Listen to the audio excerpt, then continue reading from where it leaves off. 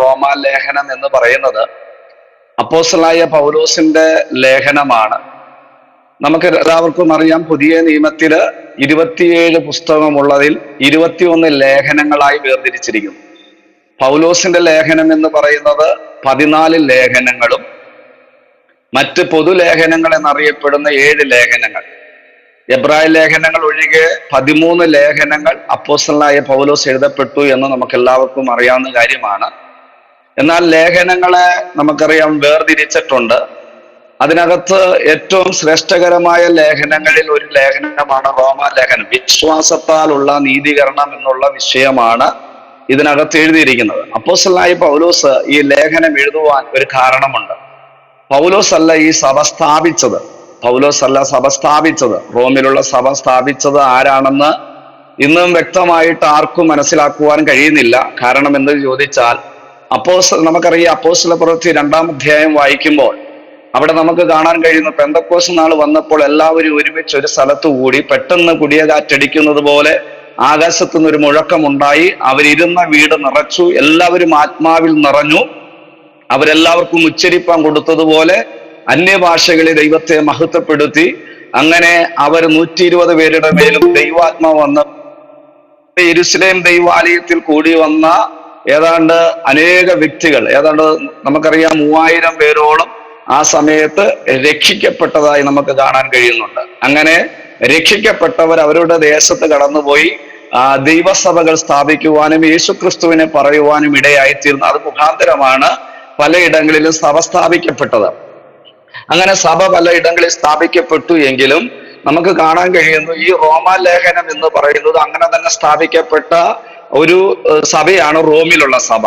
എന്നാൽ പൗലോസ് പലപ്പോഴായി അവിടെ പോകുവാനായി ശ്രമിച്ചു എങ്കിലും പല തടസ്സങ്ങളും പൗലോസിന്റെ ജീവിതത്തിൽ നേരിട്ടതായി നമുക്ക് റോമാലേഖനത്തിൽ കാണുവാൻ കഴിയുന്നു. ഈ ലേഖനം എഴുതുവാൻ 1-2 കാര്യങ്ങളുണ്ട്. അതിനകത്ത് ഒന്ന്, പൗലോസ് പറയുന്നു, ഞാൻ നിങ്ങളുടെ അടുക്കൽ വന്നിട്ട് നിങ്ങളിൽ വല്ല ഫലം ഉണ്ടാകേണ്ടതിന് ഞാൻ പലപ്പോഴും വരുവാൻ ആഗ്രഹിച്ചു എന്ന് 1-ാം അധ്യായത്തിൽ എഴുതിയിട്ടുണ്ട്. പൗലോസ് വരുന്നതിന്റെ ഉദ്ദേശം എന്നത് ചോദിച്ചാൽ, റോമിലുള്ള ദൈവമക്കൾക്ക് എന്തെങ്കിലും ഫലം ഉണ്ടാകണമെന്ന് താൻ ഒന്ന് ആഗ്രഹിച്ചു. മറ്റൊരു കാര്യം എന്ന് പറഞ്ഞാൽ, അവർക്ക് ഉപദേശം പറഞ്ഞു കൊടുക്കുവാനോ പ്രാർത്ഥിക്കുവാനോ അവരെ സഹായിപ്പാനോ മറ്റാരുമില്ല. എന്നാൽ അവിടെ നമുക്ക് കാണാൻ കഴിയുന്നു, അങ്ങനെ ഉള്ളവർക്ക് അവരുടെ ബലഹീനതയെ തുണ നിൽക്കുന്നതാണ് പരിശുദ്ധാത്മാവ് എന്ന് പറയുന്നത്. അവർക്ക് പ്രാർത്ഥിക്കേണ്ട വണ്ണം പ്രാർത്ഥിക്കുവാൻ അറിയത്തില്ല, എങ്കിലും അവരുടെ ബലഹീനതകളിൽ തുണ നിൽക്കുന്നതായി നമുക്ക് കാണാൻ കഴിയുന്നു. ഇന്ന് നമ്മളെല്ലാവരും വിചാരിക്കും നമ്മൾ പ്രാർത്ഥിക്കുന്നതെല്ലാം ശരിയാണെന്ന്. പക്ഷേ നമ്മൾ പ്രാർത്ഥിക്കുന്നതെല്ലാം ശരിയല്ല. പക്ഷെ നമ്മുടെ ബലഹീനതയിൽ തുണ നിൽക്കുന്ന പരിശുദ്ധാത്മാവുണ്ട്. ഇന്ന് രാത്രികാലം നമുക്ക് പ്രാർത്ഥിക്കുവാൻ അറിയത്തില്ലെങ്കിലും നമ്മുടെ ബലഹീനതകളിൽ തുണ നിൽക്കുന്ന ദൈവാത്മാവുണ്ട്. ഞാൻ പറഞ്ഞതിന്റെ അർത്ഥം എന്നത് ചോദിച്ചാൽ, നമുക്കറിയാം, പഴയ നിയമത്തിൽ യോശുവ ഒരിക്കൽ പറഞ്ഞു, സൂര്യ നീ ഗിബയോനിലും ചന്ദ്ര നീ അയ്യോൻ താഴ്വരകളിലും നിൽക്കുക എന്ന് പറഞ്ഞപ്പോൾ അവിടെ നമുക്ക് കാണാൻ കഴിയുന്നത്, സൂര്യൻ ഒരിക്കലും എന്ത് ചെയ്യുന്നില്ല, നിശ്ചലമാകുന്നില്ല. ഭൂമിയാണ് സൂര്യനെ ചുറ്റിക്കൊണ്ടിരിക്കുന്നത്. പക്ഷേ അവന്റെ ഹൃദയത്തിലെ ആഗ്രഹം അറിഞ്ഞുകൊണ്ട് ദൈവം ഭൂമിയുടെ ചലനം നിർത്തി എന്നുള്ളതാണ്. എന്ന് പറഞ്ഞതുപോലെ നാം പ്രാർത്ഥിക്കേണ്ടത് എന്തെന്ന് നമുക്കറിയത്തില്ല. എന്നാൽ നമ്മുടെ ബലഹീനതയിൽ പരിശുദ്ധാത്മാവ് നമുക്ക് വേണ്ടി തുണ നിൽക്കുന്നു എന്നുള്ള കാര്യം പൗലോസ് ഈ ലേഖനത്തിലൂടെ വെളിപ്പെടുത്തി കൊടുക്കുന്നതായി നമുക്ക് മനസ്സിലാക്കാൻ കഴിയുന്നു. 2-ാമത്തെ കാര്യം അതാണെങ്കിൽ, 3-ാമത്തെ കാര്യം എന്ന് പറഞ്ഞാൽ അധികാരങ്ങൾക്ക് കീഴടങ്ങിയിരിക്കണം. 4, അവരുടെ ബലഹീനത അല്ലെങ്കിൽ ബലഹീനരെ കൈക്കൊള്ളണമെന്ന് പൗലോസ് നമുക്ക് പറയുന്നതായി കാണുവാൻ കഴിയുന്നുണ്ട്. അങ്ങനെ ഈ ലേഖനങ്ങളിലെല്ലാം നമുക്ക് കാണാൻ കഴിയുന്നത് ഇങ്ങനെ 1, 2, 3 കാര്യങ്ങൾ ഉള്ളത് കൊണ്ടാണ് ഈ ലേഖനം എഴുതപ്പെടുവാൻ ഇടയായിത്തീർന്നത്. ഇന്ന് രാത്രിയിൽ നമ്മൾ വായിച്ച ലേഖനത്തിൽ നിന്ന് 1, 2 കാര്യം ഓർപ്പിക്കുവാനാണ്. നമുക്കറിയാം, വിശ്വാസത്തിൽ എങ്ങനെയാണ് ഒരു മനുഷ്യൻ ക്ഷീണിക്കുന്നത്. എന്റെ വിഷയം ഇതൊന്നുമല്ല, വാക്തത്വം എന്നുള്ളതാണ് വിഷയം. എന്നാൽ ഒരു വ്യക്തി വിശ്വാസത്തിൽ എങ്ങനെയാണ് ക്ഷീണിക്കുന്നത്? ഇവിടെ 2 കാര്യമാണ് പറഞ്ഞിരിക്കുന്നത്. 1, അവിശ്വാസം നിമിത്തം. 2, ഇവിടെ കാണാൻ കഴിയുന്നു, സംശയം നിമിത്തം എന്ത് ചെയ്യുന്നു, വിശ്വാസത്തിൽ ശക്തിപ്പെടുവാൻ കഴിയുകയില്ല. നമ്മുടെ ജീവിതത്തിൽ സംശയമുണ്ടെങ്കിൽ, അവിശ്വാസമുണ്ടെങ്കിൽ നമുക്കൊരിക്കലും എന്ത് ചെയ്യാൻ പറ്റുകയില്ല, ശക്തിപ്പെടുവാൻ കഴിയുകയില്ല. ഇന്ന് രാത്രികാലം ഇത് 2 എന്തും നമ്മുടെ ഹൃദയത്തിൽ നിന്ന് പോകണം. വേദപുസ്തകത്തിലൂടെ നമുക്ക് കാണുവാൻ കഴിയുന്നു, യേശുവിന്റെ കാലഘട്ടത്തിലും യേശു പറഞ്ഞു, അവിശ്വാസം നിമിത്തം എനിക്ക് അവരുടെ ഇടയിൽ ഒന്നും പ്രവർത്തിക്കുവാൻ കഴിഞ്ഞില്ല. അങ്ങനെങ്കിൽ ഇന്ന് രാത്രികാലം നാം തിരിച്ചറിയേണ്ടത്, അവിശ്വാസമുണ്ടെങ്കിൽ, സംശയമുണ്ടെങ്കിൽ നമുക്ക് ദൈവത്തിനൊന്നും പ്രവർത്തിക്കുവാൻ കഴിയുകയില്ല. അതുകൊണ്ട് ആദ്യം നമ്മുടെ അവിശ്വാസം എന്ന ദുഷ്ടഹൃദയം നമ്മളിൽ നിന്ന് നീക്കിക്കളയണമെന്നാണ് ഇന്ന് രാത്രികാലം ഓർപ്പിക്കുവാനുള്ളത്. നമുക്ക് ദൈവവചനത്തിലൂടെ കാണുവാൻ കഴിയുന്നു, അവിശ്വാസം നിമിത്തം മനുഷ്യന് ദൈവത്തിൽ കഴിയില്ല. ഒരു ഭാഗം വായിക്കാം. യാക്കോബിന്റെ ലേഖനം 1-ാം അധ്യായം അതിന്റെ 6-ാം വാക്യം വായിക്കുമ്പോൾ അവിടെ ഇപ്രകാരമാണ് എഴുതിയിരിക്കുന്നത്. യാക്കോബിന്റെ ലേഖനം 1-ാം അധ്യായം 6, 7, 8 വാക്യം വായിക്കുമ്പോൾ ഒന്ന് വായിക്കാമോ? എന്നാൽ അവനൊന്നും സംശയിക്കാതെ വിശ്വാസത്തോടെ ശ്രദ്ധിക്കണം. സംശയിക്കുന്നവൻ കാറ്റടിച്ചലയുന്ന കടൽത്തിരക്ക് സമൻ. ഇങ്ങനെയുള്ള മനുഷ്യൻ കർത്താവിൽ നിന്ന് വല്ലതും ലഭിക്കും എന്ന് നിരൂപിക്കരുത്. ഇരുമനസ്സുള്ള മനുഷ്യൻ അസ്ഥിരനാകുന്നു. സ്തോത്രം. ഇങ്ങനെയുള്ള മനുഷ്യൻ കർത്താവിൽ നിന്നും വല്ലതും ലഭിക്കുമെന്ന് നിരൂപിക്കരുത് എന്ന് പറഞ്ഞാൽ, ഇരുമനസ്സുള്ള മനുഷ്യൻ തന്റെ വഴിയിലൊക്കെയും അസ്ഥിരനെന്നാണ് നമുക്ക് കാണുവാൻ കഴിയുന്നു. നാം ഇവിടെ വായിക്കുന്ന ഇങ്ങനെയാണ്, അവൻ ഒന്നും സംശയിക്കാതെ വിശ്വാസത്തോടെ യാചിക്കണം. സംശയിക്കുന്നവൻ കാറ്റടിച്ചലയുന്ന കടൽ തിരക്ക് സമനത്രേ. അപ്പോൾ നമ്മുടെ ജീവിതത്തിൽ സംശയമുണ്ടെങ്കിൽ നമ്മൾ എത്ര ഉപവസിച്ചെന്ന് പറഞ്ഞാലും എത്ര പ്രാർത്ഥിച്ചെന്ന് പറഞ്ഞാലും ഇന്ന് രാത്രികാലം കർത്താവിൽ നിന്ന് നമുക്കൊന്നും ലഭിക്കുകയില്ല. ഇന്ന് രാത്രികാലം നമ്മുടെ ഉള്ളിൽ ഏതെങ്കിലും നിലകളിൽ സംശയമുണ്ടെങ്കിൽ ആദ്യമായി നാം ചെയ്യേണ്ടത് നമ്മുടെ സംശയം നീക്കിക്കളയുക എന്നുള്ളതാണ്. സംശയമുള്ളവൻ കർത്താവിൽ നിന്നും വല്ലതും ലഭിക്കുമെന്ന് വിശ്വസിക്കരുത്. നാം പലവരും സംശയമുള്ളവരാ. പണ്ടൊരിക്കൽ ഒരു അമ്മച്ചി ഇപ്രകാരം പ്രാർത്ഥിക്കുവാനിടയായി. തന്റെ വീടിന്റെ മുറ്റത്ത് ഒരു വലിയ മലയുണ്ട്. ആ മല മാറുവാൻ വേണ്ടി അമ്മച്ചി പ്രാർത്ഥിക്കുവാൻ തുടങ്ങി. പ്രാർത്ഥിച്ച് ആ മല മാറിയില്ല. അമ്മച്ചി അവസാനമായി പറഞ്ഞെന്നാ പറയുന്നത്, അല്ലെങ്കിലും എനിക്കറിയാം ഈ മല മാറത്തില്ലെന്ന് എന്ന് പറഞ്ഞതുപോലെയാണ് ഇന്ന് രാത്രിയിൽ നമ്മളിൽ പലവരും പലതും പ്രാർത്ഥിക്കുന്നുണ്ടെങ്കിലും നമ്മൾ സംശയത്തോടെ പ്രാർത്ഥിക്കുന്നത്. നാം പ്രാർത്ഥിക്കുമ്പോൾ നമ്മുടെ ഉള്ളിൽ സംശയമില്ലാതെ നാം വിശ്വാസത്തോടെ പ്രാർത്ഥിക്കണം എന്നുള്ളതാണ്. ഇന്ന് രാത്രികാലം ദൈവം നമ്മളോട് എന്തെങ്കിലും പറഞ്ഞിട്ടുണ്ടെങ്കിൽ നമ്മൾ വിശ്വാസത്തോടെ അത് ഏറ്റെടുക്കുവാൻ തയ്യാറാകണം. നമുക്കറിയാം, പഴയ നിയമത്തിലെ ഒരു ചരിത്രം നമുക്കറിയാം. ഏലീസയുടെ കാലത്ത് ഏലീസ പറഞ്ഞ ഒരു കാര്യമുണ്ട്. സമരിയുടെ പടിവാതിക്കൽ നാളെ ഈ നേരത്ത് ശേഖരന് 1 ശേയ ഗോതമ്പും ശേഖരന് 2 ശേയ യവവും വിൽക്കപ്പെടുമെന്ന് ഏലീസ പറഞ്ഞപ്പോൾ രാജാവിന്റെ അകമ്പടി നായകനായ താൻ ഇപ്രകാരം പറയാനിടയാ, ദൈവം സ്വർഗത്തിലെ എന്ത് ചെയ്ത് കിളിവാതികൾ തുറന്നാൽ പോലും അങ്ങനെ സംഭവിക്കുകയില്ല എന്ന് ആ അകമ്പടി നായകൻ പറഞ്ഞപ്പോൾ ഏലീസ പറഞ്ഞ ഒരു ദൂത് എന്തെന്നറിയാമോ? ഏലീസ പറഞ്ഞ ഒരു കാര്യം ഇപ്രകാരമാണ്, നീ കാണും, നീ അത് അനുഭവിക്കുകയില്ല. ഇന്ന് രാത്രികാലം നാം തിരിച്ചറിയേണ്ട ഒരു കാര്യം, പരിശുദ്ധാത്മാ നമ്മളോട് ഒത്തിരി വാക്തത്വങ്ങൾ, നമ്മളോട് ഒത്തിരി ആലോചനകളൊക്കെ നമ്മളോട് കൈമാറിയിട്ടുണ്ടെങ്കിലും നമ്മളിൽ പലവരും എന്ത് ചെയ്യുന്നില്ല, വേണ്ടതുപോലെ ഏറ്റെടുക്കാൻ തയ്യാറാകാത്തതുകൊണ്ട്, നമ്മൾ വിശ്വസിക്കാൻ തയ്യാറാകാത്തതുകൊണ്ട് ഇന്നും നമ്മുടെ ജീവിതത്തിൽ എന്ത് കാണാൻ കഴിയുന്നില്ല? ദൈവം പറഞ്ഞിരിക്കുന്ന വാക്തത്വങ്ങളും പ്രവചനം നമുക്ക് കാണുവാൻ കഴിയുന്നില്ല.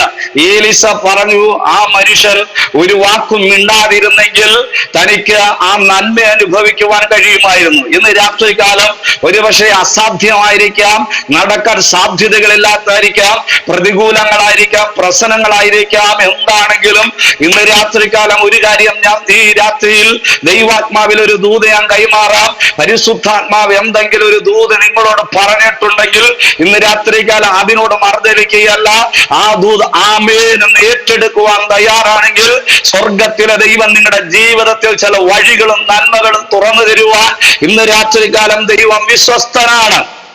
അതുകൊണ്ട് നാം തിരിച്ചറിയേണ്ട ഒരു കാര്യം എന്തെന്ന് ചോദിച്ചാൽ, നമ്മൾ വിശ്വസിക്കാൻ തയ്യാറാകണം. ദൈവം എന്ത് പറഞ്ഞാലും വിശ്വസിക്കാൻ തയ്യാറാകണം. ഒരിക്കൽ നമുക്കറിയാം അപ്പോസ്തലനായ പൗലോസ് റോമിലേക്കുള്ള യാത്രയുടെ നടുവിൽ അവിടെ നമുക്ക് കാണാൻ കഴിയുന്നു, അവർ കപ്പലിൽ യാത്ര ചെയ്യുമ്പോൾ പ്രതികൂലം കാരണം എല്ലാവരുടെയും പ്രതീക്ഷകളും നഷ്ടപ്പെട്ടു പോയപ്പോൾ പൗലോസ് പറഞ്ഞ ഒരു വാക്ക് ഇപ്രകാരമാണ്: എന്നോട് പറഞ്ഞതുപോലെ അരുളി ചെയ്ത ദൈവം അത് അതിൽ നിവർത്തിക്കുമെന്ന് ഞാൻ പൂർണ്ണമായി വിശ്വസിക്കുന്നു എന്ന ദൈവഭക്തൻ പറഞ്ഞതുപോലെ പ്രതികൂലത്തിന് നടുവിലും പ്രശ്നത്തിന്റെ നടുവിലും കടൽ അതിൽ നമുക്കറിയാം തിരകൾ ഉയരുമ്പോഴും എല്ലാവരുടെ പ്രതീക്ഷ നഷ്ടപ്പെട്ടു പോയപ്പോഴും ദൈവഭക്തനായിരിക്കുന്ന പൗലോസിന്റെ പ്രതീക്ഷകൾ നഷ്ടപ്പെട്ടു പോകാതെ പൗലോസ് പറഞ്ഞത് എന്തെന്നറിയാമോ? എന്നോട് പറഞ്ഞതുപോലെ അരുളി ചെയ്യുന്ന അല്ലെങ്കിൽ നിവർത്തിക്കുന്ന ഒരു ദൈവമുണ്ടെന്ന് ഞാൻ ദൈവത്തിൽ പൂർണ്ണമായി വിശ്വസിക്കുന്നു. ഇന്ന് രാത്രികാലം എന്തെല്ലാം പ്രതിസന്ധി വന്നാലും അതിന്റെ നടുവിൽ നാം വിശ്വസിക്കുവാൻ തയ്യാറാകണം. ഇന്ന് രാത്രികാലം എത്ര ദൈവമക്കൾക്ക് ഇതിനകത്ത് വിശ്വാസമുണ്ടെന്ന് എനിക്ക് വ്യക്തമായി അറിയത്തില്ല. പക്ഷേ ഇന്ന് രാത്രികാലം നമ്മൾ വിശ്വസിക്കാൻ തയ്യാറാകണം. നമുക്കറിയാം 2 കൊരിന്ത്യർ 13-ാം അധ്യായം 5-ാം വാക്യം വായിക്കുമ്പോൾ അവിടെ ഇപ്രകാരം എഴുതിയിരിക്കുന്നു. അതൊന്ന് വായിക്കാമോ? 2 കൊരിന്ത്യർ അതിന്റെ 13-ാം അധ്യായം 5-ാം വാക്യം ഒന്ന് വായിക്കാമോ? നിങ്ങൾ വിശ്വാസത്തിൽ ഇരിക്കുന്നുവോ എന്ന് നിങ്ങളെ തന്നെ പരീക്ഷിപ്പിൻ, നിങ്ങളെ തന്നെ ശോധന ചെയ്യുവിൻ. നിങ്ങൾ കൊള്ളരുതാത്തവർ അല്ല എന്ന് വരികിൽ യേശുക്രിസ്തു നിങ്ങളിൽ ഉണ്ട് എന്ന് നിങ്ങളെ തന്നെ അറിയുന്നില്ലയോ?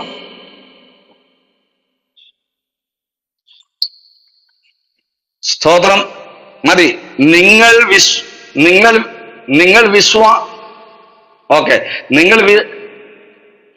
സ്തോത്രം. നിങ്ങൾ വിശ്വാസത്തിൽ ഇരിക്കുന്നു എന്ന് നിങ്ങളെ തന്നെ പരിശോധിപ്പിൻ അല്ലെങ്കിൽ പരീക്ഷിപ്പിൻ. നിങ്ങൾ വിശ്വാസത്തിൽ ഇരിക്കുന്നു എന്ന് നിങ്ങളെ തന്നെ പരീക്ഷിപ്പിൻ. ഇത് അപ്പോസ്തലനായ പൗലോസ് പറഞ്ഞതാണ്. കൊരിന്ത്യർ സഭയുടെ നമുക്കറിയാം, കൊരിന്ത്യർ സഭയെ കുറിച്ച് പഠിക്കുമ്പോൾ എല്ലാവർക്കും അറിയാം സകലവിധ കൃപാവരങ്ങളും ഉണ്ടായിരുന്ന സഭയാണ് കൊരിന്ത്യർ സഭ.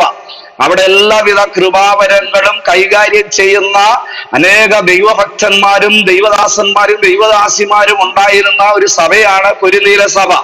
അപ്പോസ്തലനായ പൗലോസ് പറയുന്ന അവരെ പ്രവചിക്കുന്നവരുണ്ട്, വീര്യം പ്രവർത്തിക്കുന്നവരുണ്ട്, അത്ഭുതങ്ങൾ ചെയ്യുന്ന, അങ്ങനെ നമുക്കറിയാം കൊരിന്ത്യയിലുള്ള സകലവിധ കൃപാവരങ്ങളും ഉണ്ടായിരുന്ന സഭയോട് പരിശുദ്ധാത്മാവ് പറയുന്നത്, നിങ്ങൾ വിശ്വാസത്തിൽ ഇരിക്കുന്നു എന്ന് നിങ്ങളെ തന്നെ എന്ത് ചെയ്യണം? പരിശോധിപ്പിൻ. അപ്പോൾ ഇതെല്ലാം ഉണ്ടെങ്കിൽ അവർക്ക് എന്തില്ലായിരുന്നു?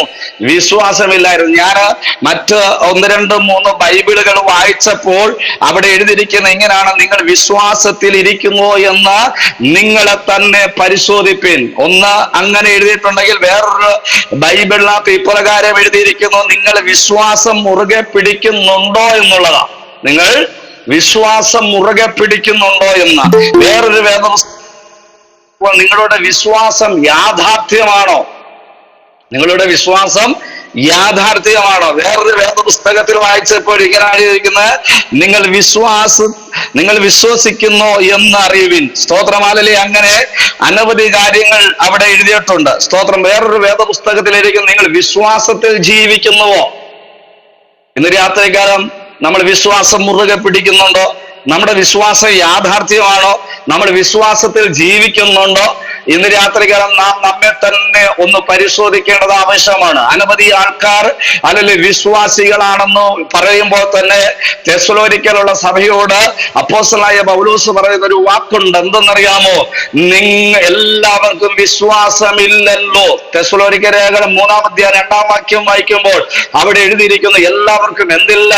വിശ്വാസമില്ലല്ലോ. ഇന്ന് രാത്രികാലം നമ്മൾ വിശ്വസിക്കാൻ തയ്യാറാകണം. എബ്രായ ലേഖനം 11-ാം അധ്യായം 16-ാം വാക്യം വായിക്കുന്നു, അവന്റെ അടുക്കൽ വരുന്നവർ വിശ്വസിക്കണമെന്നാണ്. അല്ലെങ്കിൽ വിശ്വാസം കൂടാതെ ആർക്കും എന്ത് ചെയ്യാൻ പറ്റത്തില്ല? ദൈവത്തെ പ്രസാദിപ്പിക്കുവാൻ കഴിയുകയില്ല. ഇന്ന് രാത്രികാലം നാം തിരിച്ചറിയേണ്ടത്, നമുക്ക് വിശ്വാസമുണ്ടോ എന്ന് നാം നമ്മെ തന്നെ എന്ത് ചെയ്യണം? പരിശോധിക്കണമെന്നാണ് ലേഖകൻ വ്യക്തമായി പറയുന്നത്. വിശ്വാസമില്ലെങ്കിൽ ഒരുപക്ഷെ നമ്മൾ രക്ഷിക്കപ്പെട്ടവരായിരിക്കാം, വീണ്ടെടുക്കപ്പെട്ടവരായിരിക്കാം, എന്നാൽ നമ്മുടെ നിത്യത നഷ്ടപ്പെട്ടു പോകാം. നമ്മൾ വായിക്കുന്നുണ്ടല്ലോ യൂദയുടെ ലേഖനം 1-ാം അധ്യായം 5-ാം വാക്യം വായിക്കേണ്ട, അവിടെ എഴുതിയിരിക്കുന്നത് മിസ്രൈമിൽ നിന്നും രക്ഷിക്കപ്പെട്ടതിന് ശേഷം അവിടെ എഴുതിയിരിക്കുന്നത് ഇപ്രകാരം: പിന്നത്തതിൽ അവർ വിശ്വസിക്കാത്തതുകൊണ്ട് ദൈവം അവരെ മരുഭൂമിയിൽ തള്ളിക്കളഞ്ഞു എന്ന്. വിശ്വസിക്കാത്തവരെ ദൈവം എന്ത് ചെയ്തു? മരുഭൂമിയിൽ തള്ളിക്കളഞ്ഞു എന്ന് വേദപുസ്തകം വ്യക്തമായി പറയുന്നു. അതുകൊണ്ട് ഇന്ന് രാത്രികാലം നാം എന്ത് ചെയ്യണം?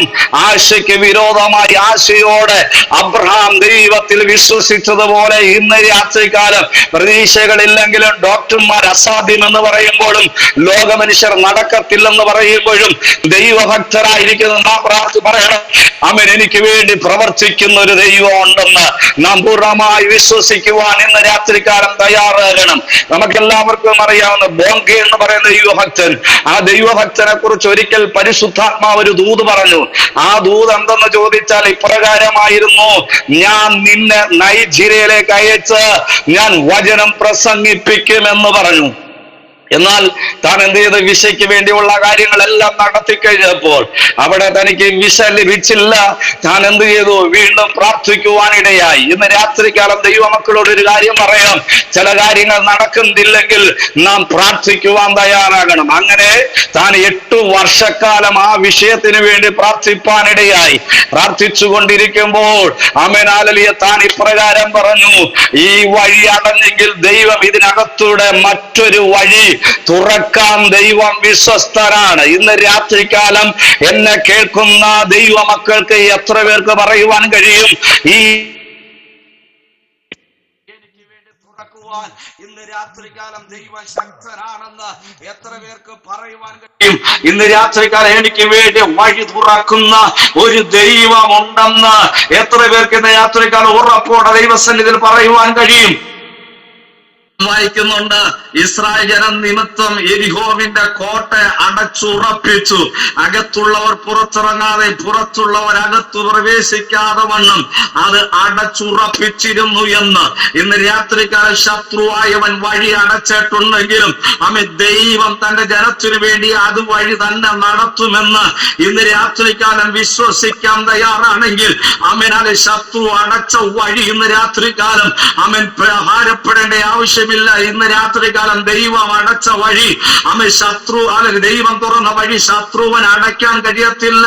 ഇന്ന് രാത്രികാലം ദൈവം തുറന്നാൽ ആർക്കും അടയ്ക്കുവാൻ കഴിയുകയില്ല. ദൈവം ഒരു വഴി കണ്ടിട്ടുണ്ടെങ്കിൽ പിശാചിന് ആ വഴി അടയ്ക്കാൻ കഴിയുകയില്ല. അതുവഴി തന്നെ ദൈവം നടത്താൻ ഇന്ന് രാത്രികാലം ദൈവം വിശ്വസ്തനാണ്. ദൈവം കണ്ടിരിക്കുന്ന വഴിയിലൂടെ തന്നെ നമ്മളെ ദൈവം നടത്തും. ഇന്ന് രാത്രികാലം എത്ര പേർക്ക് ആമേൻ എന്ന് പറഞ്ഞ് ഈ ദൂത് ഏറ്റെടുക്കുവാൻ ഇന്ന് രാത്രി തയ്യാറാകും? ഇന്ന് രാത്രികാലം അങ്ങനെ ബോങ്കെ പ്രാർത്ഥിക്കുവാനിടയായി. പ്രാർത്ഥിച്ചുകൊണ്ടിരിക്കുമ്പോൾ ഒരിക്കൽ സിംബാബ്വേയിൽ നിന്നൊരു ഫോൺ കോൾ വരുന്നു. ഫോൺ വിളിച്ചിട്ട് ഇപ്രകാരം പറഞ്ഞു: ഞങ്ങളുടെ ദേശത്തെ ദാരിദ്ര്യം മാറണമെങ്കിൽ താൻ ബോങ്കെ താൻ എന്റെ ദേശത്ത് വന്ന് അതിൽ പ്രസംഗിച്ചെങ്കിലേ എന്റെ ദാരിദ്ര്യം മാറിയുള്ള ഞങ്ങളുടെ ദേശത്ത് എന്ന് പറയുവാനിടയായി. അങ്ങനെ ബോങ്കെ ആ ദേശത്ത് പ്രസംഗിക്കുവാനായി കടന്നു ചെന്നു. അവിടെ കടന്നു ചെന്ന് പ്രസംഗിക്കുവാനിടയായി 3 ദിവസത്തെ ക്രൂസൈഡ് നടത്തി. ആ ക്രൂസൈഡിനകത്ത് അവിടുത്തെ പ്രസിഡന്റും അതുപോലെ തന്റെ ഭാര്യയും കൂടെ അവിടെ വിശ്വസിക്കുവാനിടയായി. അനവധി അത്ഭുതങ്ങൾ നടന്നു. അനേക ജീവിതങ്ങൾ രക്ഷിക്കപ്പെട്ടു. അനേക അത്ഭുതങ്ങൾ അവിടെ നടന്നു. അത് കഴിഞ്ഞപ്പോൾ ബോങ്കെ വിളിച്ചുകൊണ്ട് സിംബാബ്വേയുടെ ആ പ്രസിഡന്റ് ഇങ്ങനെ ചോദിച്ചു: തനിക്ക് എന്താണ് വേണ്ടത്? എന്നോട് ചോദിച്ചു കൊള്ളാൻ പറഞ്ഞു. തന്നെ ഞാൻ എങ്ങനെയാണ് സഹായിക്കേണ്ടതെന്ന് ചോദിച്ചപ്പോൾ ബോങ്കെ ഇപ്രകാരം പറഞ്ഞു: എനിക്കൊരു സഹായം ചെയ്യേണ്ട, അടുത്ത രാജ്യമായിരിക്കുന്ന എനിക്ക് നൈജീരിയയിൽ പ്രസംഗിച്ചാൽ മതി. നൈജീരിയയിൽ പ്രസംഗിച്ചാൽ മതിയോ? അവിടുത്തെ പ്രസിഡന്റ് പറയുകയാണ്: എന്റെ സ്നേഹിതനാണ് ഇവിടുത്തെ നൈജീരിയയിലെ പ്രസിഡന്റ്. അതുകൊണ്ട് ആ സമയത്ത് തന്നെ ഫോൺ വിളിക്കുവാനിടയായി. ഫോൺ വിളിച്ചിട്ട് ഇപ്രകാരം പറഞ്ഞു: ബോങ്കയ്ക്ക് അവിടെയുള്ള അവസരങ്ങൾ ഒരുക്കി കൊടുക്കണം. ഫ്രീ വിസയിൽ താൻ ആ ദേശത്ത് കടന്നു വന്ന് അതിൽ യേശുവിനെ പ്രസംഗിക്കുവാനിടയായി. ബോങ്കയിലൂടെയാണ് നൈജീരിയയിൽ ഉണർവ് നടന്നത്. ഇന്ന് രാത്രികാലം ശത്രു അടച്ചാലും നമുക്ക് വേണ്ടി വഴി തുറക്കുന്ന ഒരു ദൈവം ഇന്ന് രാത്രികാലം ഉണ്ടെന്ന് എത്ര പേർക്ക് വിശ്വസിക്കുവാൻ കഴിയും? ഇന്ന് രാത്രികാലം നമ്മുടെ അവിശ്വാസം എല്ലാം മാറ്റിക്കൊണ്ട് സാധ്യതകളില്ലെങ്കിലും ദൈവം അത്ഭുതങ്ങൾ ചെയ്യുവാൻ മതിയായവനാണ്. നിങ്ങൾക്ക് എല്ലാവർക്കും അറിയാമായിരിക്കും. അല്ലെങ്കിൽ ദൈവഭക്തനായിരിക്കുന്ന സ്തോത്രം ജോർജ് ജെഫ്രീം എന്ന് പറയുന്ന ദൈവഭക്തനെ കുറിച്ച് എത്ര പേര് കേട്ടിട്ടുണ്ടെന്ന് എനിക്കറിയത്തില്ല. ആ ദൈവഭക്തനെ കുറിച്ച് ഇപ്രകാരമാണ് എഴുതിയിരിക്കുന്നത്. താൻ ഒരിക്കൽ തന്റെ അടുക്കൽ ഒരു കാലില്ലാത്ത ഒരു മനുഷ്യൻ പ്രസംഗിക്കാതെ വന്നു. തന്റെ സൗഖ്യത്തിന് വേണ്ടി പ്രാർത്ഥിക്കുവാൻ കടന്നു വന്നപ്പോൾ ജോർജ് ജെഫ്രീം എന്ന് പറയുന്ന ദൈവഭക്തൻ പറഞ്ഞു, നിങ്ങൾ ആദ്യം പോയി ചെരുപ്പ് വാങ്ങിക്കൊണ്ടുവരാൻ പറഞ്ഞു.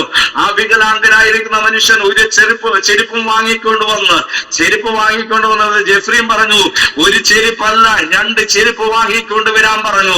അല്ലെങ്കിൽ താൻ വിശ്വാസത്തോടെ 2 ചെരുപ്പ് വാങ്ങിക്കൊണ്ടുവന്നു. തന്റെ കാല് മുളച്ചു വന്നെന്നാണ് ചരിത്രം പറയുന്നത്. ഇന്ന് രാത്രിക്കാലം ഞാൻ ഇത് പറയുന്നതിന്റെ കാരണം എന്തെന്ന് ചോദിച്ചാൽ, ജെഫ്രീം ഒരു ദേശത്ത് കടന്നു ചെന്ന് യേശുവിനെ പ്രസംഗിക്കുമ്പോൾ അവിടെ അനേക രോഗികൾ സൗഖ്യമാകുമായിരുന്നു. ഇന്ന് രാത്രിക്കാലം ഞാൻ പറയുന്നതിന്റെ കാരണം എന്തെന്ന് ചോദിച്ചാൽ, ആശയ്ക്ക് വിരോധമായ ആശയോടെ അബ്രഹാം ദൈവത്തിൽ വിശ്വസിക്കുവാൻ തയ്യാറായതുകൊണ്ട്, ദൈവത്തിന് മഹത്വം കൊടുത്തുകൊണ്ട് അസാധ്യങ്ങളെ സാധ്യമാകുവാനിടയായി. ഇന്ന് രാത്രിയിൽ എത്ര ദൈവമക്കൾക്ക് ഇതിനകത്ത് വിശ്വസിക്കുവാൻ കഴിയും? ആമേൻ. എന്റെ വിഷയത്തിലേക്ക് ഞാൻ മടങ്ങി വരട്ടെ. ആമേൻ. എന്റെ വിഷയം എന്ന് പറയുന്നത് എന്തെന്നറിയാമോ? വാഗ്ദത്തം ചെയ്തത് പ്രവർത്തിപ്പാൻ ശക്തനായ ദൈവം. എന്താണ് വാഗ്ദത്തം ചെയ്തത്? പ്രവർത്തിപ്പാൻ ശക്തനായ ദൈവം. ഇന്ന് രാത്രികാലം ദൈവം എന്തെല്ലാം വാഗ്ദത്തം ചെയ്തു അതെല്ലാം നിവർത്തിക്കുന്ന ഒരു ദൈവമുണ്ട്. ഒരു ദൈവവചന ഭാഗം കൂടെ വായിക്കാം. അപ്പോസ്തല പ്രവൃത്തി 1-ാം അധ്യായം അതിന്റെ 16-ാം വാക്യം ഒന്ന് വായിക്കാമോ? 1-ാം അധ്യായം 16-ാം വാക്യം.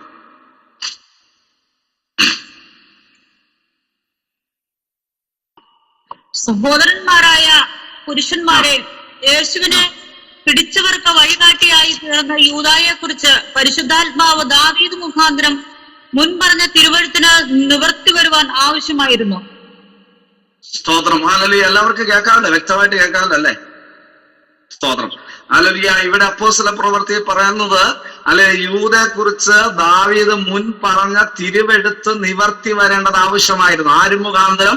പരിശുദ്ധാത്മാവ് മുഖാന്തരം പറഞ്ഞ തിരുവെടുത്ത് നിവർത്തി വരേണ്ടത് ആവശ്യമായിരുന്നു. ഇന്ന് രാത്രികാലം ഞാൻ ചോദിക്കുന്നു, യൂദ അനുദപിച്ചിരുന്നോ ഇല്ലയോ? സ്തോത്രം.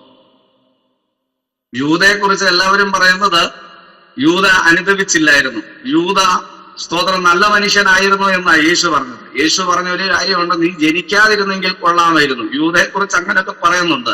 എന്തുകൊണ്ടാണ് ഇതൊക്കെ പറയുന്നതിന് കാരണം എന്ന് ചോദിച്ചാൽ, യൂദ വരാൻ കാരണം എന്തെന്ന് ചോദിച്ചാൽ, പരിശുദ്ധാത്മാവ് ദാവീദ് മുഖാന്തരം മുൻ പറഞ്ഞ തിരുവെഴുത്ത് നിവർത്തി വരേണ്ടത് ആവശ്യമായിരുന്നു. അപ്പോൾ പരിശുദ്ധാത്മാവ് ദാവീദ് മുഖാന്തരം പറഞ്ഞ തിരുവെഴുത്ത് നിവർത്തി വരേണ്ടതായിരുന്നു.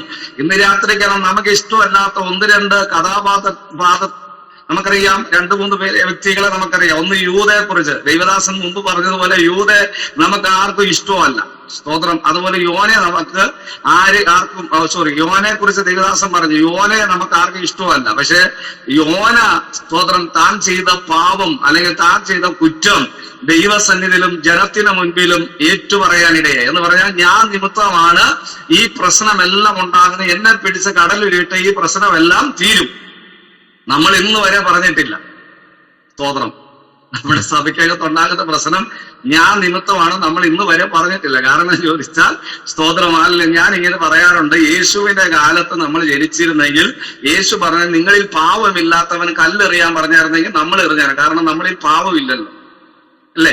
സ്തോത്രം. നമ്മളിൽ പാവമില്ലെന്ന് നമ്മൾ പറയുന്നത്. എന്നാൽ യേശുവിന്റെ കാലത്ത് നമ്മൾ ജനിച്ചിരുന്നെങ്കിൽ നമ്മൾ കല്ലെറിഞ്ഞേനെ. കാരണം നമ്മളിൽ പാവമില്ലെന്നാണ് നമ്മൾ പറയുന്നത്. പക്ഷേ ഹല്ലേലൂയ, ഇവിടെ നമുക്ക് കാണാൻ കഴിയും, യൂദ ഈ ശിഷ്യന്മാരെക്കാളും എല്ലാം അത്ഭുതത്തിൽ വിശ്വസിച്ചതായിരുന്നു യൂദ. എന്നാൽ നമ്മളിലുള്ള പല വ്യക്തികൾക്ക് ഒത്തിരി തെറ്റിദ്ധാരണകളുണ്ട്. സ്തോത്രമാലിലെ യൂദയെ കുറിച്ച് പറയാൻ 30 വെള്ളിക്കാശിന് വേണ്ടി ഒറ്റിക്കൊടുത്തു. പക്ഷേ യൂദ അതിലും അപ്പുറമായിട്ട് യേശുവിന്റെ അത്ഭുതങ്ങൾ വിശ്വസിച്ചിരുന്നു എന്നാണ് ഞാൻ പൂർണ്ണമായി വിശ്വസിക്കുന്നത്. അത് ഞാൻ തെളിയിക്കും ഇന്ന് രാത്രി. എന്തുകൊണ്ടെന്ന് ചോദിച്ചാൽ, വായിക്കാം. മത്തായിയുടെ സുവിശേഷം 27-ാം അധ്യായം അതിന് 3-ാം വാക്യം ഒന്ന് വായിച്ചാട്ടെ.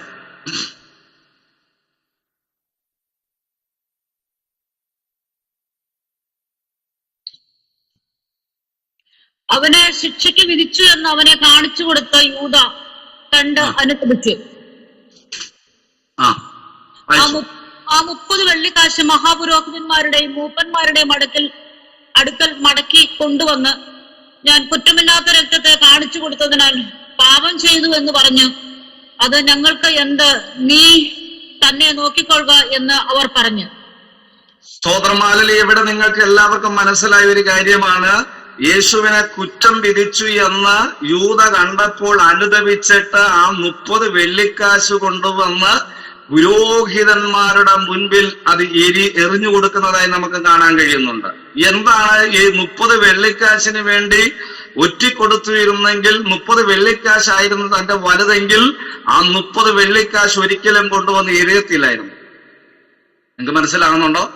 30 വെള്ളിക്കാശ് അവിടെ കൊണ്ടുവന്ന് എറിയത്തില്ലായിരുന്നു. പക്ഷേ ശിക്ഷയ്ക്ക് വിധിച്ചു എന്ന് കണ്ടപ്പോൾ യൂദ അനുദപിക്കുവാനിടയായി. ഇന്ന് രാത്രിക്കാലം നാം തിരിച്ചറിയേണ്ട ഒരു കാര്യം, യൂദ സ്തോത്രം യേശു എങ്ങനെങ്കിലും രക്ഷപ്പെടുമെന്ന് യൂദ യേശുവിൽ വിശ്വസിച്ചിരുന്നു. കാരണം വേദപുസ്തകത്തിൽ അനവധിയിടത്ത് അവൻ യേശു അവിടെ നിന്ന് ഒഴിഞ്ഞുപോയി, യേശു അവിടെ നിന്ന് ഒഴിഞ്ഞുപോയി എന്നൊക്കെ നമുക്ക് കാണാൻ കഴിയുന്നുണ്ട്. ഏതെങ്കിലും രീതിയിൽ യേശു അത്ഭുതം ചെയ്ത് രക്ഷപ്പെടുമെന്നാണ് യൂദ കരുതുവാനിടയായി. ഒരിക്കലും യേശുവിന് ഇങ്ങനൊരു ശിക്ഷാവിധി ഉണ്ടാകുമെന്ന് യൂദ വിചാരിച്ചില്ല. അങ്ങനെ വിചാരിച്ചിരുന്നെങ്കിൽ ഞാൻ വിശ്വസിക്കുന്നു യൂദ ഒരിക്കലും യേശുവിനെ ഒറ്റിക്കൊടുക്കുകയില്ലായിരുന്നു. 30 വെള്ളിക്കാശ് കൊണ്ടുവന്ന് പുരോഹിതന്മാരുടെ മുൻപിൽ എറിഞ്ഞത് എന്തുകൊണ്ടെന്ന് ചോദിച്ചാൽ, അവന് യൂദയെ കുറിച്ച് പരിശുദ്ധാത്മാവ് ദാവീദ് മുഖാന്തരം മുൻ പറഞ്ഞ തിരുവെഴുത്ത് നിവർത്തി വരേണ്ടത് ആവശ്യമായിരുന്നു എന്നുള്ളത്. ഇന്ന് രാത്രിക്കാലം നമ്മുടെയൊക്കെ ജീവിതത്തിൽ ഇങ്ങനെ വരുന്നതിന്റെ കാരണം എന്തെന്ന് ചോദിച്ചാൽ, നാം അറിയാതെ ദൈവത്തിന്റെ ചില വാഗ്ദത്തങ്ങൾ നമ്മുടെ ജീവിതത്തിൽ നിവർത്തിയായി വന്നുകൊണ്ടിരിക്കുന്നു. എന്തുകൊണ്ടാണ് എനിക്ക് മുൻപോട്ട് പോകാൻ കഴിയാത്തത്? എന്തുകൊണ്ടാണ് എന്റെ ബിസിനസ് തകരുന്നത്? എന്തുകൊണ്ടാണ് എന്റെ ജീവിതത്തിൽ ഇങ്ങനെ പ്രശ്നങ്ങൾ വരുന്നത്? ഇന്ന് രാത്രിക്കാലം നാം അറിയാതെ അമ്മേനാല് ദൈവികമായിരിക്കുന്ന വാഗ്ദത്തങ്ങൾ ഇന്ന് രാത്രിയിൽ നമ്മുടെ ജീവിതത്തിൽ നിവർത്തിയാകുന്ന കാര്യം നാം മറന്നു പോകരുത്. ഇന്ന് രാത്രികാലം സ്വർഗം ചില വാഗ്ദത്തങ്ങൾ നമ്മുടെ ജീവിതത്തിൽ നിവർത്തിച്ചുകൊണ്ടിരിക്കുകയാണ്. യൂദ ഒരിക്കലും പ്രതീക്ഷിക്കാത്ത നിലകളിലാണ് യൂദയുടെ ജീവിതത്തിൽ ഇങ്ങനെയൊക്കെ സംഭവിക്കുവാനിടയായത്. ഇന്ന് രാത്രികാലം ഇതിനകത്തിരിക്കുന്ന ദൈവമക്കളോട് ഒരു ദൂത് ഞാൻ കൈമാറാം. എന്തുകൊണ്ടാണ് ഇങ്ങനെയൊക്കെ ജീവിതത്തിൽ വരുന്നത്? നാം അറിയാതെ സ്വർഗത്തിലെ ദൈവം നമ്മളെ നടത്തിക്കൊണ്ടിരിക്കുന്ന കാര്യം ഇന്ന് രാത്രി മറന്നു പോകരുത്. മറ്റൊരു അതിൽ വേദഭാഗം കൂടെ വായിക്കുവാൻ ആഗ്രഹിക്കുന്ന അപ്പോസ്തലപ്രവൃത്തി 3-ാം അധ്യായം അതിന്റെ 18-ാം വാക്യം വായിക്കുമ്പോൾ അവിടെ ഇപ്രകാരം എഴുതിയിട്ടുണ്ട്. 3-ന്റെ 18-ാം വാക്യം ഒന്ന് വായിച്ചേ.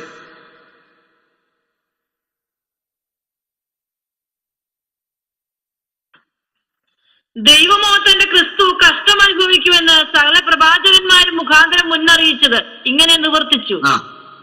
ആകയാൽ ദൈവമോ തന്റെ ക്രിസ്തു കഷ്ടം അനുഭവിക്കുമെന്ന് സകല പ്രവാചകന്മാർ മുൻ പറഞ്ഞത് ഇങ്ങനെ നിവർത്തിച്ചു. അപ്പോൾ യേശു ക്രിസ്തുവിനെ കുറിച്ച് സകല പ്രവാചകന്മാരോടും പരിശുദ്ധാത്മാവ് ഒരു ദൂത് പറഞ്ഞു, അല്ലെങ്കിൽ ദൈവം തമ്പുരാൻ ഒരു ദൂത് പറഞ്ഞത് എന്തെന്ന് ചോദിച്ചാൽ, ആമേൻ, ഇങ്ങനെ ക്രിസ്തു കഷ്ടം അനുഭവിച്ച് മരിക്കണമെന്ന് സകല പ്രവാചകന്മാരുടെ മുൻ പറഞ്ഞ തിരുവെഴുത്ത് നിവർത്തി വരേണ്ടത് ആവശ്യമായിരുന്നു. ഇന്ന് രാത്രികാലം എന്നാൽ യേശു ക്രിസ്തു പ്രാർത്ഥിക്കുന്ന ഒരു പ്രാർത്ഥനയുണ്ട്. ആ പ്രാർത്ഥന ഗെഥസമനയിൽ ഇരുന്നു കൊണ്ട് യേശു പ്രാർത്ഥിക്കുന്ന പ്രാർത്ഥന എങ്ങനെയാണ്? കഴിയുമെങ്കിൽ ഈ പാനപാത്രം എങ്കിൽ നിന്നും നീക്കണമേ എന്നാണല്ലോ. ഇന്ന് രാത്രികാലം ആ പ്രാർത്ഥന പ്രാർത്ഥിക്കുമ്പോൾ തന്നെ ഒരു കാര്യം ഓർത്തോണം, അതിനകത്തൊരു ദൈവീയ ഇഷ്ടമില്ലായിരുന്നു എന്നുള്ളതാണ് നാം മനസ്സിലാക്കേണ്ടത്. അങ്ങനെ സ്വർഗത്തിലെ ദൈവം ആ പ്രാർത്ഥന കേട്ടുയിരുന്നു എങ്കിൽ സകല പ്രവാചകന്മാരോടും വ്യാജം പറഞ്ഞു എന്ന് വന്നേനെ. നിങ്ങൾക്ക് ഇന്ന് രാത്രിക്കാലം മനസ്സിലാകുന്നുണ്ടോ? സകല പ്രവാചകന്മാരോടും വ്യാജം പറഞ്ഞെന്ന് വന്നേനെ. ഇന്ന് രാത്രിക്കാലം എന്തുകൊണ്ടാണ് ഇങ്ങനത് സംഭവിക്കുന്നത്? ആമേ, സകല പ്രവാചകന്മാരോടും മുൻ പറഞ്ഞതാണ് ക്രിസ്തു കഷ്ടം അനുഭവിക്കുമെന്ന്. ഇന്ന് രാത്രിക്കാലം ദൈവമക്കളോട് ദൂത് ഞാൻ കൈമാറാം. നമ്മുടെ ഒക്കെ ജീവിതത്തിൽ എങ്ങനെ സംഭവിക്കാൻ കാരണം എന്തെന്ന് ചോദിച്ചാൽ, നാം ഏതെല്ലാം കഷ്ടങ്ങളിലൂടെ കടന്നു എന്ന് അവൻ ദൈവം മുൻ പറഞ്ഞിട്ടുണ്ടെങ്കിൽ ആ കഷ്ടതയിലൂടെ നാം കടന്നു പോകണമെന്നുള്ളതാണ്. നമുക്കറിയാം, അപ്പോസ്തലനായ പൗലോസിനെ ദൈവം തിരഞ്ഞെടുക്കുന്നതിന് മുമ്പ് സ്വർഗത്തിലെ ദൈവം നമുക്കെല്ലാവർക്കും അറിയാം. അപ്പോസ്തലപ്രവൃത്തി 9-ാം അധ്യായത്തിൽ വായിക്കുമ്പോൾ അവിടെ എഴുതിയിട്ടുണ്ട്, അവന് പൗലോസ് ഏതെല്ലാം കഷ്ടങ്ങളിലൂടെ കടന്നു പോകണമെന്ന് അവനാലിയ ദൈവം തമ്പുരാൻ ചില നിശ്ചയിച്ചിട്ടുണ്ട്. ഇന്ന് രാത്രികാലം ആലലി എന്നാൽ ആ കഷ്ടതകളിലൂടെ എല്ലാം പൗലോസ് കടന്നു മതിയാകുള്ളൂ. ഇന്ന് രാത്രികാലം നമ്മുടെയൊക്കെ ജീവിതത്തിൽ ചില കഷ്ടതകൾ വരുവാനുള്ള കാരണം എന്നത് ചോദിച്ചാൽ അവൻ ഈ കഷ്ടതയിലൂടെ നമ്മൾ കടന്നു പോകണമെന്നുള്ളതാണ്. സ്തോത്രം. മനസ്സിലാകുന്നുണ്ടോ? പൗലോസ് അല്ലെങ്കിൽ യേശു ക്രിസ്തു പ്രാർത്ഥിച്ചതും ആമേൻ നമുക്കെല്ലാവർക്കും അറിയാം. പത്രോസ് യേശു പ്രാർത്ഥിച്ച പ്രാർത്ഥന എന്ന് പറയുന്നത്, കഴിയുമെങ്കിൽ ഈ പാനപാത്രമെങ്കിൽ നിന്ന് നീക്കണമേ. സകല പ്രവാചകന്മാരോടും ദൈവം വ്യാജം പറഞ്ഞെന്ന് വന്നേ, എന്നാൽ ദൈവം ഈ കഷ്ടതയിലൂടെ കടന്നു പോകണമെന്ന് പറഞ്ഞിട്ടുണ്ടെങ്കിൽ യേശു ക്രിസ്തു ആ കഷ്ടതയിലൂടെ മാത്രം കടന്നുപോയേ മതിയാകുള്ളൂ. ഇനിയും ഞാൻ ദൈവമക്കളോട് ഒരു കാര്യം ചോദിക്കാം, നമ്മളിൽ എത്ര പേര് തേജസ്കരിക്കപ്പെടും? സ്തോത്രം. നമ്മളിൽ എത്ര പേർ തേജസ്കരിക്കപ്പെടും? സ്തോത്രം. നമ്മളെല്ലാവരും വിചാരിക്കും നമ്മളെല്ലാവരും തേജസ്കരിക്കപ്പെടുമെന്ന്. പക്ഷേ തേജസ്കരിക്കപ്പെടണമെങ്കിൽ ദൈവവചനം വ്യക്തമായിട്ട് പറഞ്ഞിട്ടുണ്ട് എങ്ങനെയാണ് തേജസ്കരിക്കപ്പെടേണ്ടത്. നമ്മൾ കഷ്ടങ്ങളിലൂടെ കടന്നുപോയെങ്കിൽ മാത്രമേ തേജസ്കരിക്കപ്പെടുകയുള്ളൂ. എവിടെ വാക്യം എഴുതിയിരിക്കുന്നത്?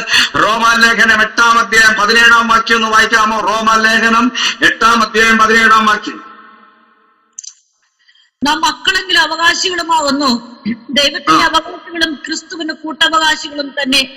നാം അവനോടുകൂടെ തേജസ്കരിക്കപ്പെടേണ്ടതിന് അവനോടുകൂടെ തേജസ്കരിക്കപ്പെടേണ്ടതിന് അവനോടുകൂടെ കഷ്ടം അനുഭവിച്ചാൽ അത്രേ. അവനോടുകൂടെ കഷ്ടം അനുഭവിക്കുക എന്നുള്ളതാണ്. നാം അവനോടുകൂടെ തേജസ്കരിക്കപ്പെടേണ്ടതിന് നാം അവനോടുകൂടെ എന്ത് ചെയ്യണം?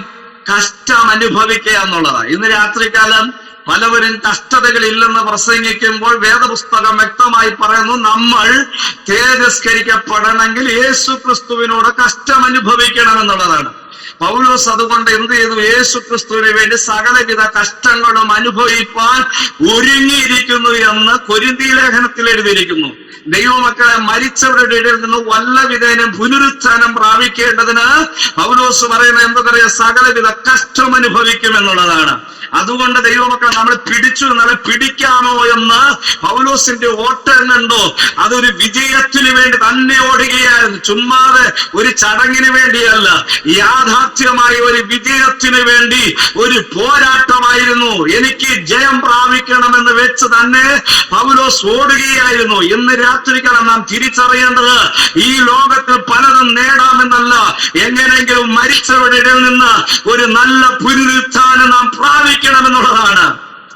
അതുകൊണ്ട് നാം തേജസ്കരിക്കപ്പെടേണ്ടതിന് അവനോടുകൂടെ എന്ത് ചെയ്യണം? കഷ്ടം അനുഭവിക്കണം. ഇന്ന് രാത്രിയിൽ കഷ്ടം എന്ന് പറയുന്നത് നമുക്ക് ആയുധമാണെന്ന് വേദപുസ്തകം പറയുന്നു. കഷ്ടം എന്ന് പറയുന്നത് അതൊരു കൃപാവരമാണെന്ന് ലേഖനങ്ങളിൽ പറയുന്നു. അതുകൊണ്ട് നമ്മൾ കൃപാവരങ്ങൾ പ്രാപിച്ചതാണ് കഷ്ടത എന്ന് പറയുന്നത്. ഇന്ന് രാത്രികാലം ദൈവം വാഗ്ദത്തം ചെയ്തത് നിവർത്തിപ്പാൻ ദൈവം ശക്തനാണ്. ഇന്ന് രാത്രിയിൽ ഹല്ലേലൂയ, സ്തോത്രം. ഞാൻ സമയം ഒത്തിരി മുൻപോട്ട് പോകുന്നത് കൊണ്ട് വേഗം 1-2 തിരുവചനത്തിലേക്ക് വീണ്ടും പ്രവേശിക്കുവാൻ ആഗ്രഹിക്കുന്നു. എന്താണ് ദൈവം വാഗ്ദത്തം ചെയ്തത്? നിവർത്തിപ്പാൻ ശക്തനാണ്. അപ്പോൾ യൂദയുടെ ജീവിതത്തിൽ യേശു പറഞ്ഞതുപോലെ സംഭവിച്ചു. അല്ലെങ്കിൽ അതുപോലെ യേശുവിന്റെ ജീവിതത്തിൽ അവൻ പിതാവ് വാഗ്ദത്തം ചെയ്തതുപോലെ തന്നെ നിവർത്തിയാകുവാനിടയായി. മറ്റൊന്ന് പൗലോസിന്റെ ജീവിതം നമുക്ക് വായിക്കാം. അപ്പോസ്തലപ്രവൃത്തി 23-ാം അധ്യായം അതിന്റെ 11-ാം വാക്യം വായിക്കാം.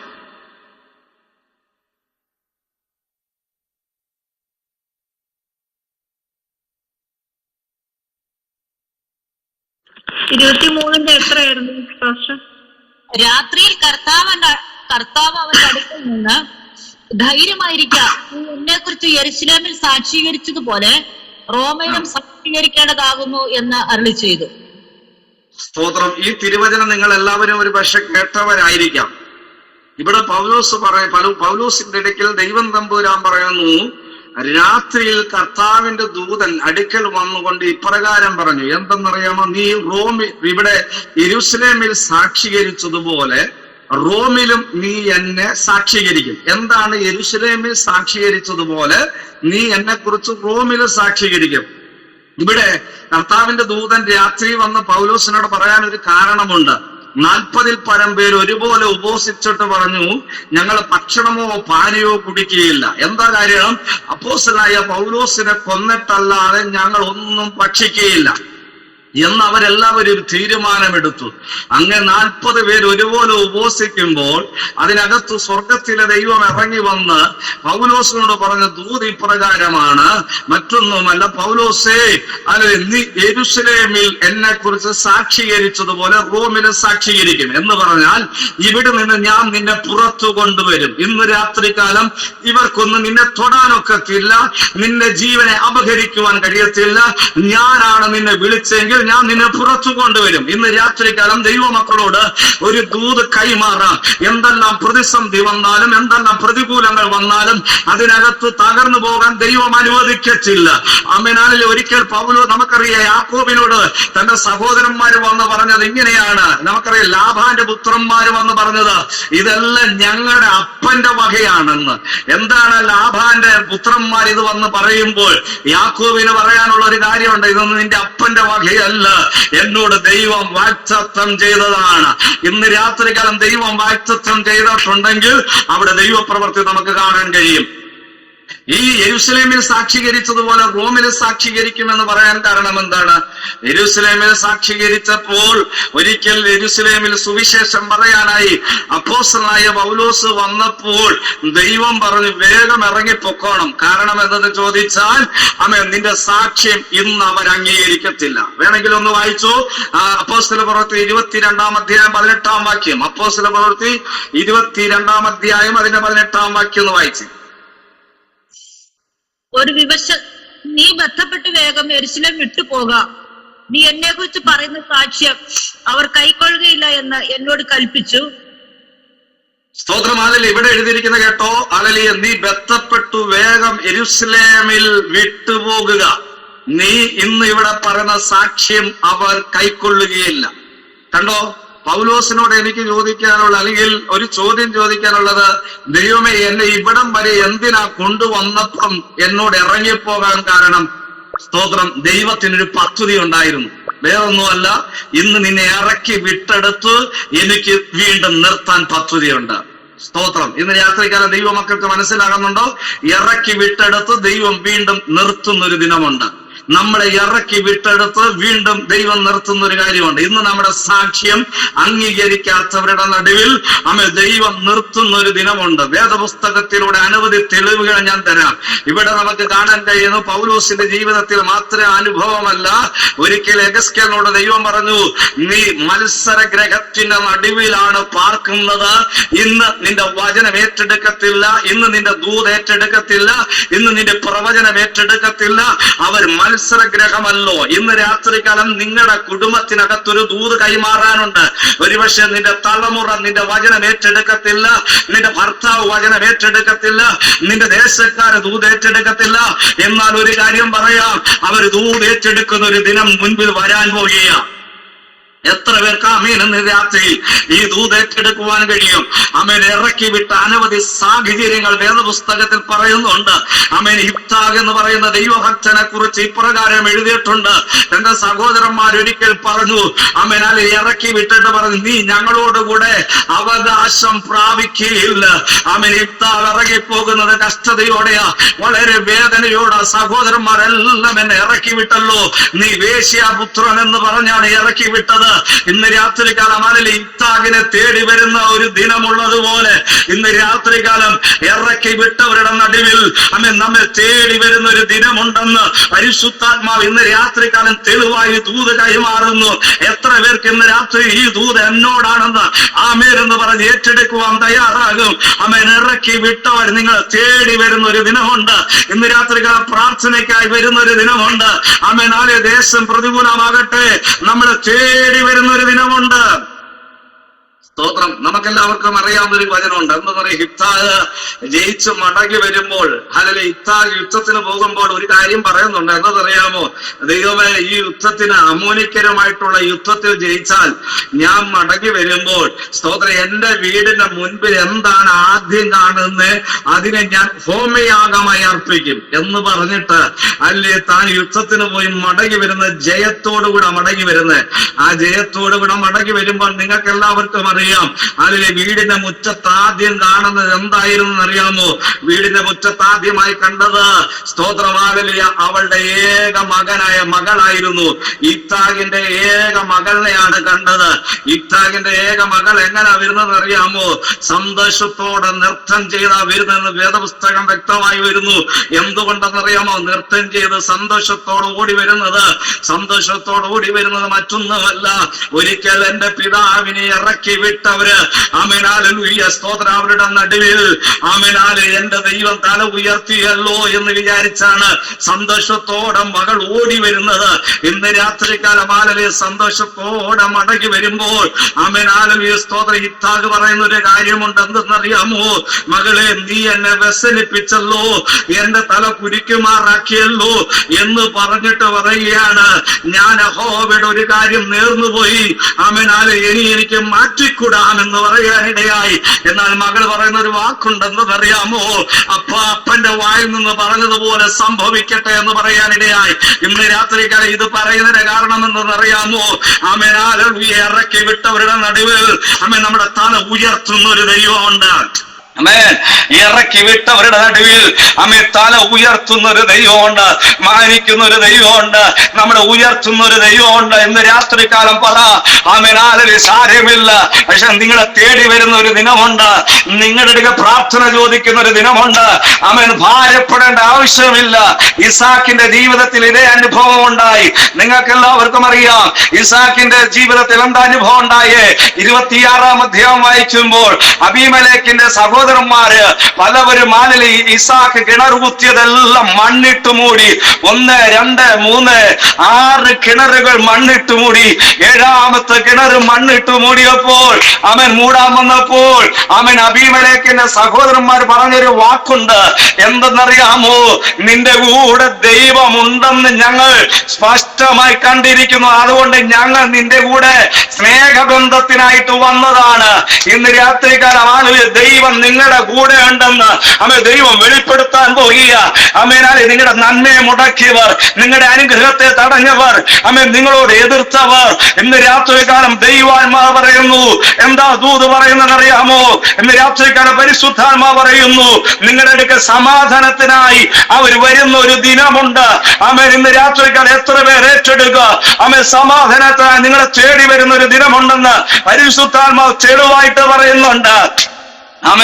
നിങ്ങളോട് എതിരിട്ടവർ, നിങ്ങളോട് വഴക്കുണ്ടാക്കിയവർ, നിങ്ങളോട് ശാന്ത കൂടിയവർ ഇന്ന് രാത്രികാലം നിങ്ങളെ തേടി വരുന്ന ഒരു ദിനമുണ്ടെന്ന് പരിശുദ്ധാത്മാവ് ഇന്ന് രാത്രികൾ ദൂത് കൈമാറുന്നു. ഇന്ന് രാത്രികൾ ഞാൻ പറഞ്ഞതിന്റെ ഉദ്ദേശം എന്തെന്ന് ഇറങ്ങിപ്പോയെടുത്ത് ഇറക്കി വിട്ടെടുത്ത് ദൈവം വീണ്ടും പൗലോസിനെ കയറ്റി നിർത്തി. എവിടെ? നീ ഇപ്പോൾ യെരൂശലേമിൽ എന്നെ കുറിച്ച് സാക്ഷീകരിക്കരുത്, അവർ അംഗീകരിക്കത്തില്ല എന്ന് പറഞ്ഞു. പിന്നത്തേതിൽ അവർ ഏറ്റെടുക്കുന്ന ഒരു ദിനമുണ്ട്. സ്തോത്രം. അതാണ് പറഞ്ഞിരിക്കുന്നത്, നീ യെരൂശലേമിൽ എന്നെ കുറിച്ച് സാക്ഷീകരിച്ചതുപോലെ. അപ്പോൾ യെരൂശലേമിൽ ദൈവം നിർത്തിയെന്നല്ലേ അതിന്റെ തെളിവ്? ഹല്ലേലൂയ സ്തോത്രം. യെരൂശലേമിൽ ഇറങ്ങിപ്പോകേണ്ട ഒരു കാലഘട്ടം ഉണ്ടായിരുന്നല്ലോ, പിന്നെ അതിൽ യെരൂശലേമിൽ ദൈവം നിർത്തിയില്ലേ? അപ്പോൾ യെരൂശലേമിൽ നീ എന്നെ കുറിച്ച് പറഞ്ഞതുപോലെ ഞാൻ എവിടെ നിർത്തും? റോമിലും ഞാൻ നിന്നെ നിർത്തും. രാത്രിക്കാരൻ ദൂത് മനസ്സിലാകുന്നുണ്ടോ? റോമിലും ഞാൻ നിർത്തും, റോമിലും ഞാൻ നിർത്തും. റോമിലേക്കുള്ള യാത്ര സമയം ഒത്തിരി മുൻപോട്ട് പോയതുകൊണ്ട് ഞാൻ വേഗം ഓടിച്ചു വിടട്ടെ. അപ്പോസ്തലനായ പൗലോസിന്റെ ജീവിതത്തിൽ റോമിലേക്കുള്ള യാത്രയുടെ നടുവിൽ ഒത്തിരി പ്രതികൂലങ്ങൾ നേരിട്ട്, ഒത്തിരി പ്രശ്നങ്ങൾ നേരിട്ട് നിങ്ങൾക്ക് എല്ലാവർക്കും അറിയാം. അപ്പോസ്തലപ്രവൃത്തി 26, 27, 28 ഈ പുസ്തകങ്ങൾ വായിക്കുമ്പോൾ എത്ര പ്രതികൂലങ്ങൾ പൗലോസിന്റെ ജീവിതത്തിൽ നേരിട്ടെന്നറിയാമോ? 27-ാം അധ്യായം വായിക്കുമ്പോൾ അതിന് നമുക്കറിയാവുന്ന ഒരേ കാറ്റ പൗലോസിന്റെ ജീവിതത്തിൽ അടിച്ചത്. പക്ഷേ ഒന്നല്ല, അവിടെ എഴുതിയിരിക്കുന്ന 5 തര കാറ്റുകൾ പൗലോസിന്റെ ജീവിതത്തിൽ ആഞ്ഞടിച്ചു.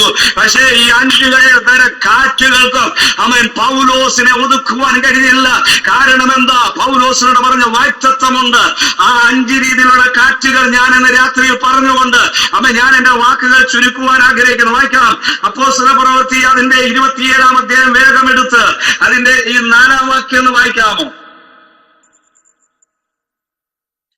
അവിടെ നിന്ന് ഞങ്ങൾ നീക്കി കാറ്റ് പ്രതികൂലമാകയാൽ കുപ്രോസ് ദ്വീപിന് മറപറ്റി ഓടി ഒന്നാമത്തെ കാറ്റ് എന്ന് പറയുന്ന പ്രതികൂലത്തിന്റെ കാറ്റ്. ഒന്നാമത്തെ കാറ്റ് എന്താണ്?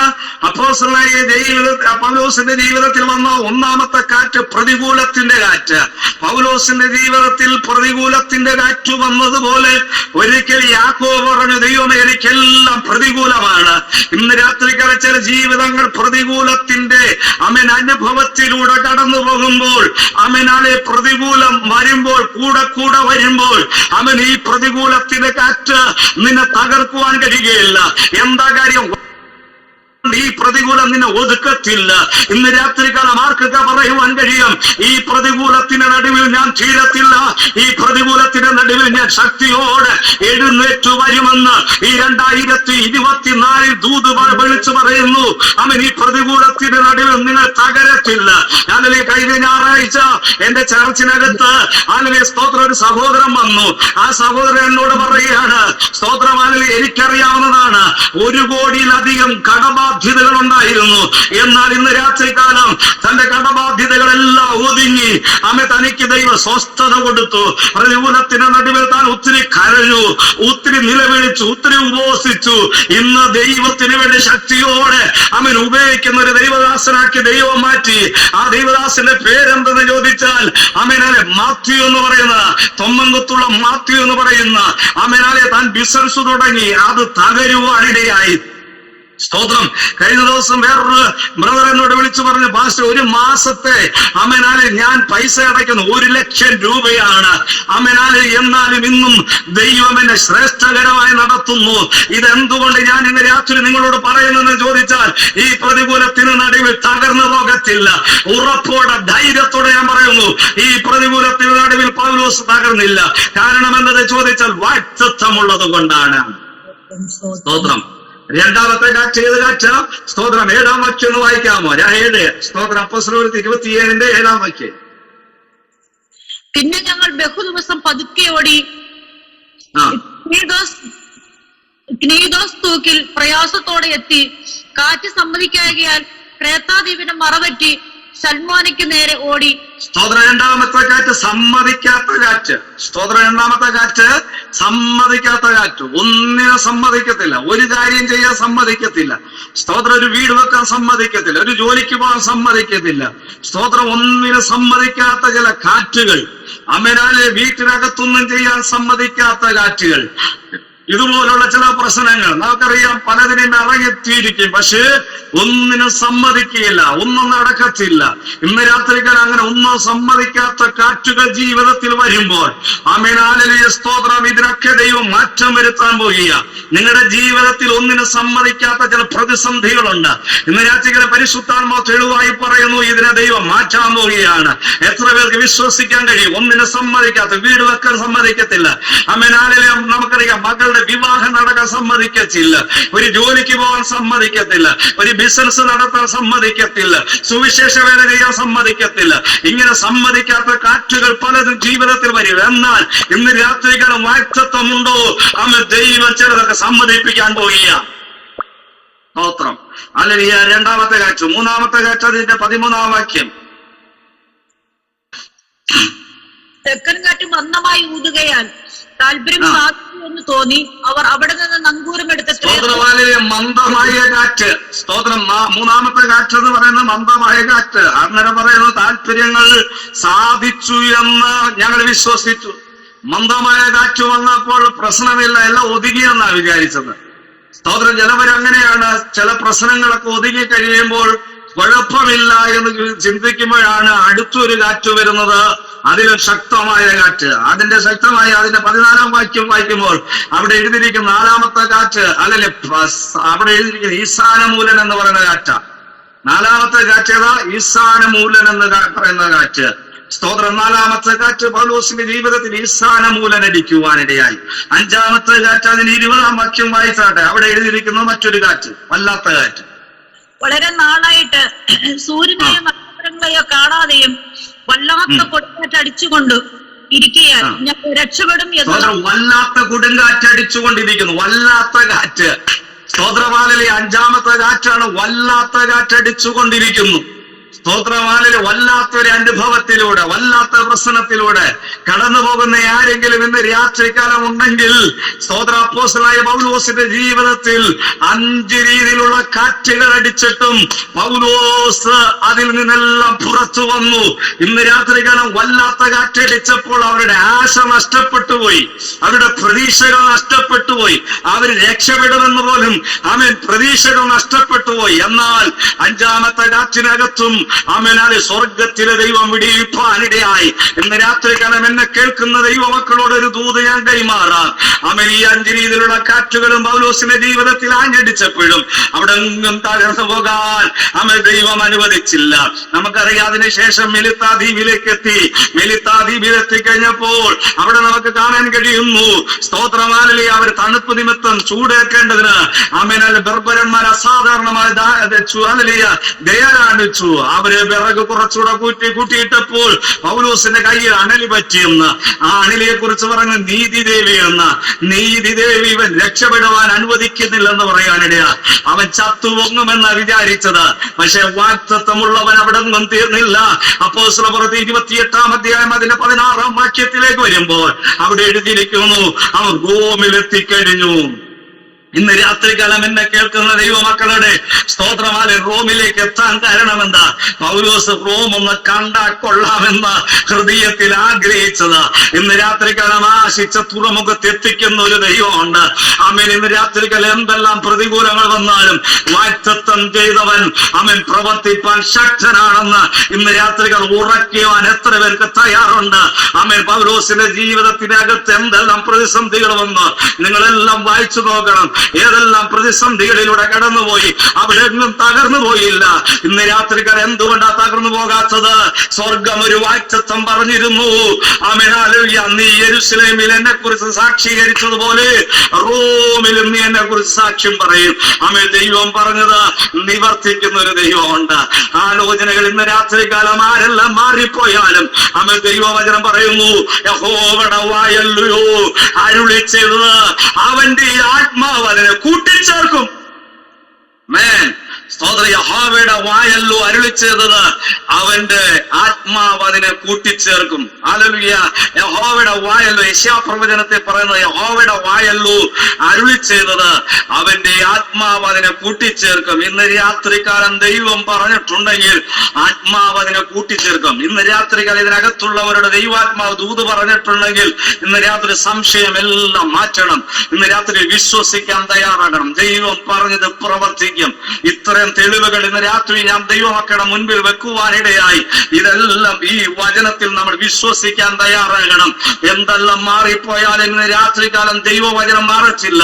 ദൈവവചനം പറയുന്നു, എന്റെ വായിൽ നിന്ന് പുറപ്പെട്ടത് എന്റെ വചനം ഞാൻ അയച്ച കാര്യം സാധിപ്പിക്കാതെ അത് എന്റെ അടുക്കലേക്ക് മടങ്ങി വരികയില്ല. ഇന്ന് രാത്രികാലം അത് വെറുതെ എന്റെ അടുക്കൽ മടങ്ങി വരികയില്ല. ഞാൻ അയച്ച കാര്യം സാധിപ്പിക്കാതെ മടങ്ങി വരികയില്ല.